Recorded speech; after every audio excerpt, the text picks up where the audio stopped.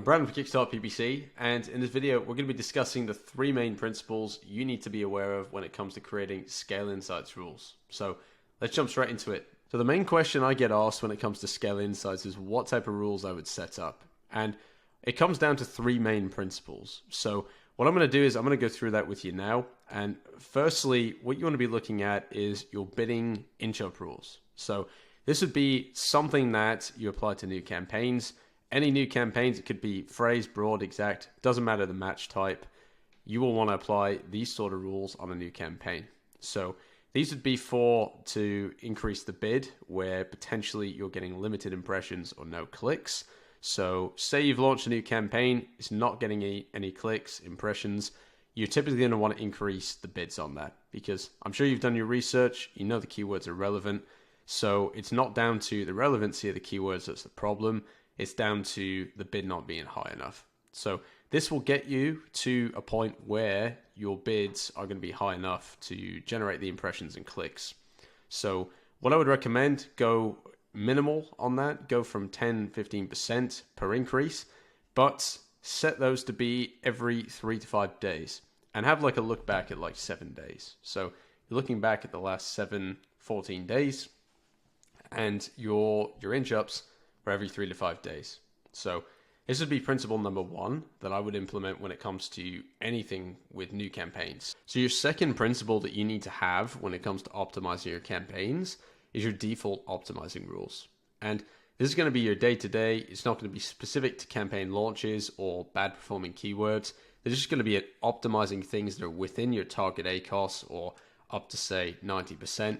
And it will be doing so in a more conservative way, but in a way to make sure that you're growing and you're not doing anything to destroy any of the keywords you're targeting. So main thing you want to do, set your target ACOS. Maybe it's 30, 40, 50%, depends on your niche. Set your look back period at 30 to 60 days. That's pretty good as a rule of thumb. The longer the better when it comes to that. It allows it to take more data into account before making a change. And of course, you want to make sure you get enough clicks before making the change.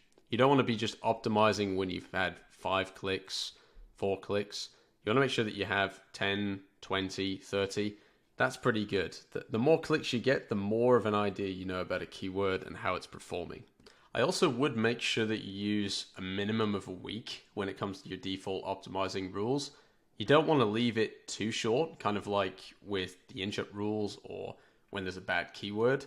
You want to kind of have enough time. 1 to 2 weeks is a good rule of thumb. So I would do that as a minimum. And also using the revenue per click formula, obviously as a formula when it comes to these bid optimizations. Now, importantly, you also want to have a strategy when it comes to keywords that are generating you high spend, lots of clicks, but having no sales. So for this, your ACOS threshold, you want to set it typically between 60 and 90%. Maybe it's higher if your TACOS is lower at this level, and that might be because of a subscribe and save product. So set that as it applies to your business.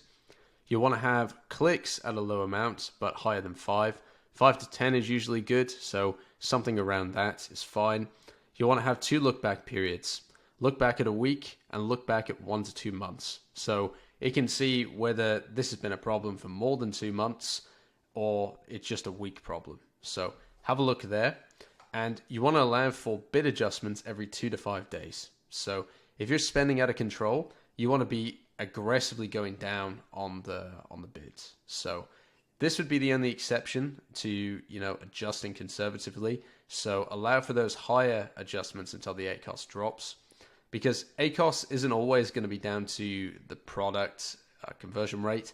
It might be that the CPC is just too high. And for the conversion rate you have, the cost per click just doesn't match up to make you profitable. So sometimes you need to get that CPC down for the ACOS to actually work.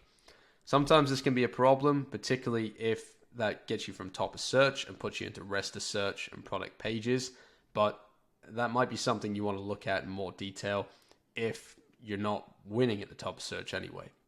For this rule, you especially want to be careful because you don't want to have, say, the ACOS threshold to be too low and then that aggressively decrease your bids. Because if you have a high performing search term, something that, say, is a top of search, it generates you a lot of sales. You might find that if it gets into this threshold because it's too low, then that could potentially alter your total performance and hit your organic ranking. So make sure that you are very careful in what you implement in terms of this rule. And same goes for the other rules as well. Make sure you set it up properly. Don't skip anything. Make sure you cross every T, dot every I.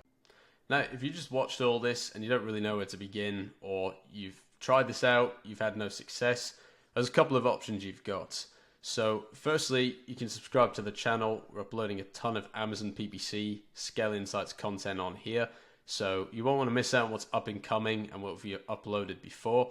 There's a ton of free Amazon PPC and Scale Insights content there that you can check out and learn from on there. If you have done all that, you've looked at tons of resources online, you don't know where to begin still, you can contact us, we can audit your accounts, we can look at your Scale Insights rules, have a look at maybe where you're going wrong, where you can improve. So KickstartPPC.com, and we can work with you on that. Also, if you have any questions, happy to answer them. You can leave a comment below or even contact us, KickstartPPC.com. If you write us an email on the contact form, I'll be more than happy to answer you and see if we can help you out.